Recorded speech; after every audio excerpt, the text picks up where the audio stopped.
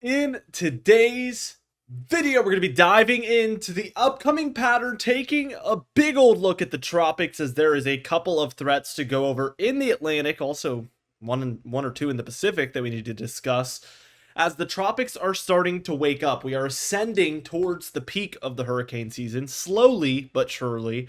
So we're going to be discussing all of those things, as well as the upcoming pattern, which does look very stormy for many areas, especially in like the north central states and to the Great Lakes, and then the eastern states as well. So let's go ahead and dive into things. We're looking at the world right now, the weather around the world. We can see all sorts of interesting stuff happening. I love this graphic here. But there is a lot that's going to be happening in the tropics around the United States, again, on both sides, the Pacific and the Atlantic. So let's go ahead and dive into these threats.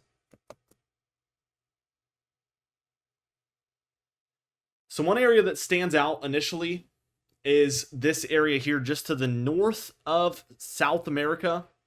This will be generally heading towards the Caribbean, but it's kind of unknown if it's going to develop or not as of now. So we're going to go ahead and zoom in on this and take a look at this area.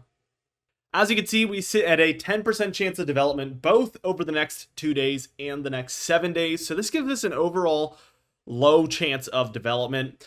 And we can see that a lot of our precipitation is to the southeast of this area. So right now, this is your main area of disturbance. And this is going to generally move directly through this area where it does have, again, a 10% chance of development. This is very early in the season for these middle of the Atlantic storms to develop. So don't be too surprised if we don't see much happen with this one, but also you can never be too sure. So we're going to consider it a threat at the very least.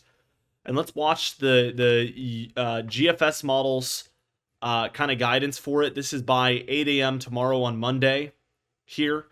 And by the time we're looking at 8 a.m. on Tuesday, we can see that this has basically already moved through that entire area. There's still some general storminess in there, probably a chance for development over the next few days. This is by 8 p.m. on the 25th. So we can see that there is a pretty decent chance over the next 5 to 7 days of something happening. We even see another area here. This is 6 days from now. We see it moving through the very eastern part of that area, and then it's kind of reaching closer to Barbados and kind of the eastern Caribbean there. By the time we're looking at the 27th, the morning of the 27th, days and days from now. And as we keep playing this, I think, no, that's the last threat. We do see some general storminess trying to move through this area, but nothing like the first two. So this is going to be an area to watch. We're playing it in reverse right now, but you can see there's 2, maybe even 3 threats overall for that area. And now we're going to be looking at an area that does not have a threat as of now, according to the National Hurricane Center. But first off, our storm that we've been discussing a lot is going to loop into this area, and current model guidance does show a decent chance of development, actually, for this area as it moves through here. We're looking at the GFS model now. Of course, once we switch over to Weatherbell, we will be looking at the European model, so we will get the chance to see both. Let's just watch this play out here. And as you can see, over time, it moves off the eastern states. This is by the time we're looking at 8 p.m. on Tuesday, the 22nd. A lot of storminess over Georgia and Florida from this system, so some flooding chances for those areas. And it does move over the Gulf by the time we're looking at kind of the evening hours of Wednesday. And as we move into Thursday as well, we see this more over the central or western Gulf. And eventually, this model has it breaking up, but it would be moving towards perhaps Texas or northern Mexico, and that'll be by the time we're looking at the weekend, next weekend, so Friday, Saturday time frame. And it's something that we really need to watch. I want to play the rest of the model run just to see if any Gulf threats really persist, moving forward for this area. And, I mean, it really doesn't for the Gulf. We do see some times, like right here. This is on the 2nd of August. So we're looking many days from now. We do see some potential development in this area. I would say there's storminess. The flow isn't super favorable, but we may see some chances as we move towards the very end of July into August for the areas off the southeast, like the Bahamas, upwards through the Outer Banks of North Carolina, and pretty much everywhere in between here. We also see some activity in the Gulf there. I know we've had a lot of debates and discussions in the comments. Again, I cannot switch the name at all of the Gulf, so it says Gulf of Mexico here. Even if I wanted it to say Gulf of America, I couldn't make it do that. So I don't want to see people debating or arguing in the comments just because it's kind of frustrating. We're just trying to talk about the weather. So I refer to it as the Gulf.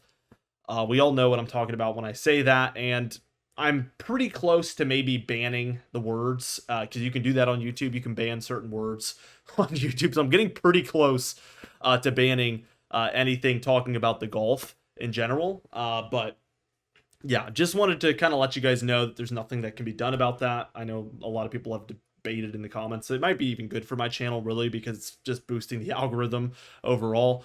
But, you know, I hate to see negativity out there. So I just want to let you guys know. Let's go to move over to Weather Bell, where we're going to talk about kind of just the overall pattern around the nation. Here we are taking a look at the overall storms according to the European model. We have switched the color code. We went from the precipitation type to the non-precipitation type. So by the time we're looking at the fall time, we're probably going to have to switch back. But this one does make it a little clearer where the heavier and lighter precipitation is at. So I like this for the summertime. I think this is kind of a good idea for at least a few weeks. We can see, as of today, there's plenty of storminess happening, especially in the north central, Great Lakes and Ohio Valley, into the mid-Atlantic and northeast. That's the main areas dealing with precipitation today on Sunday the 20th. As we continue this on towards Monday the 21st, we see that some of this begins to lower down. We still see the kind of upper Midwest and northern plains flourishing as far as precipitation, but we see the southeast kind of get more active, and then areas throughout the mid-Atlantic and northeast end up having a drier day tomorrow.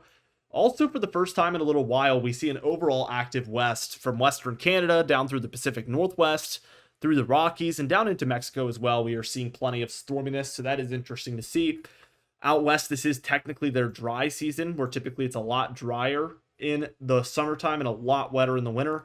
So again, multiple reasons why that is a pretty interesting thing happening out there. Tuesday the 22nd, here a couple days from now, we still see the Rockies and Four Corner states seeing precipitation. I think that flood threats could persist for states like Colorado, New Mexico, Arizona. That needs to be watched closely. Still the northern plains and upper Midwest seeing some heavier precipitation in spots. The southeast and areas off the southeast are seeing a lot of precipitation. And again, our potential tropical cyclone will stem from this activity out there. Let's move towards Wednesday. This is more like Wednesday afternoon or evening, 5 p.m. Wednesday, the 23rd. We could tell that probably the center of low pressure, it's kind of hard to tell, is somewhere in here. We just see a whole lot of precipitation around for Mississippi, Alabama, Georgia, Florida, everywhere getting lots of storms from this system. And the hours following this as we're moving into Thursday, this is 5 a.m. on Thursday. We see this is when this low is more over the open Gulf waters. But it is trending closer and closer to this Gulf Coast, which the first time the system moved through this area was basically what held it back from developing in a tropical way. That land interaction is really going to hold back development. And I think that there is a really good chance that that happens again. The further south this storm trends, like let's say it was more over the middle of the Gulf, the greater chance of this one developing will be. As we keep going towards Thursday afternoon, we see it is somewhere between maybe right along the coast there of Louisiana. But we see storminess throughout a lot of the deep south and southeast due to this. Moving towards Friday here.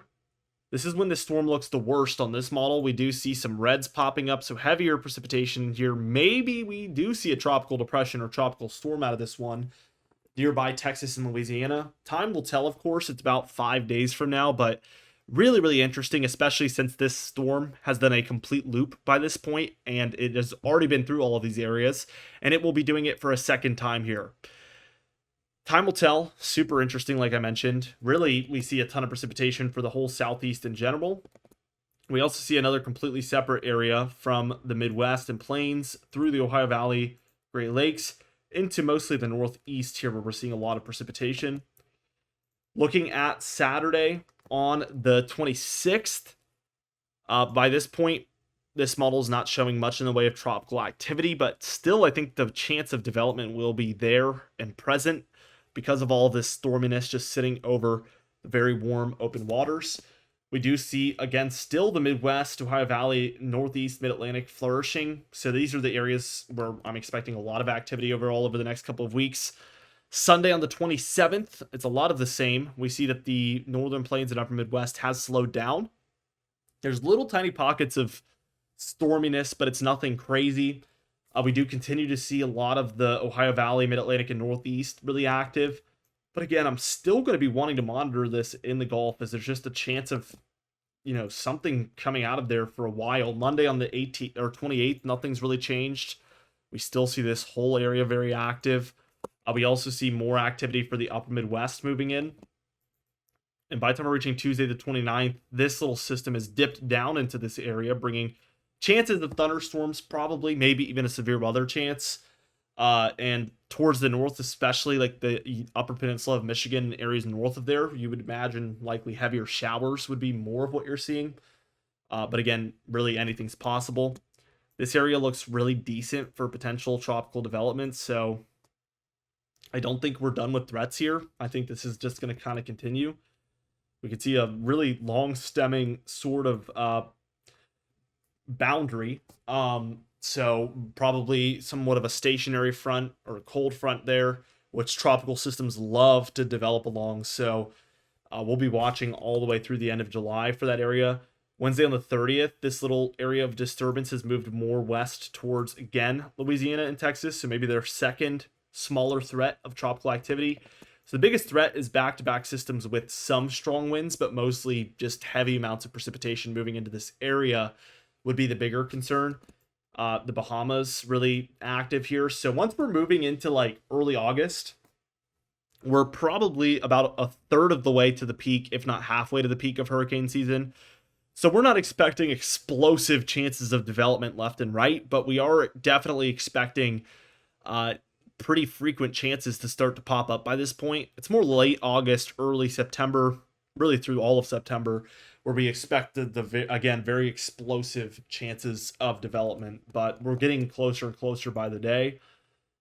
Thursday on July 31st, we see that a lot of northern areas have slowed down. We see more of the middle areas of the central and eastern states seeing precipitation. And all around the Gulf, all around the Caribbean, and all offshore of the Southeast, we are seeing little areas of storminess. And again, that's just leading me to believe that we could have an early start to this hurricane season. Numerous chances, potentially. This is very far out. We're beyond 10 days now, but if this is right, we could be in a favorable position for development. Friday on August 1st, I mean, I see many areas that would really kind of pique my interest that could pop off at any point. I mean, we're looking at, 6 different spots. So if it's active like this, I mean, definitely, I would imagine that 1 or 2 of these would have a chance of becoming tropical. Definitely something to just pay attention to and watch for. Saturday the 2nd, really bad clusters out there over open waters again. The southeast and deep south is just active in general. Sunday the 3rd, not a lot has changed. We even get a Pacific system here. Really interesting. Probably would move like this. We'll have to see. But these Pacific ones tend to be, earlier in the summer, can turn really, really bad. I can recall many Julys and Augusts where we had terrible, terrible systems in the Pacific. But yeah, it develops pretty quickly. What is that? Cabo right there, Cabo. It's just to the southwest of that, 996. So this isn't a super insane hurricane or anything that this model is trending at in the long range, but it's definitely a interesting and developing system. So could be looking for some storms out there in the Eastern Pacific in general. So we'll be watching very closely. Total precipitation is actually on the rise for these southeast and deep south areas, both with the tropical systems and just consistent storminess sitting over these areas. Really leads to an uptick in the precipitation versus what we've been seeing over the past few days. This area here from the northern plains, upper Midwest, down through the Ohio Valley is still the main area to watch for. Really heavy precipitation. Looking at the anomalies, this is the furthest above normal compared to what's typical. We do see some of these areas starting to look more and more active, though, across the southeast and deeper south. Now, with all that being said, we do upload every single day, so be sure to subscribe. You can even hit the bell icon for daily notifications when we upload so you never miss one. Be sure to like the video if you did enjoy it, leave a comment down below, and I'll see you guys in the next video.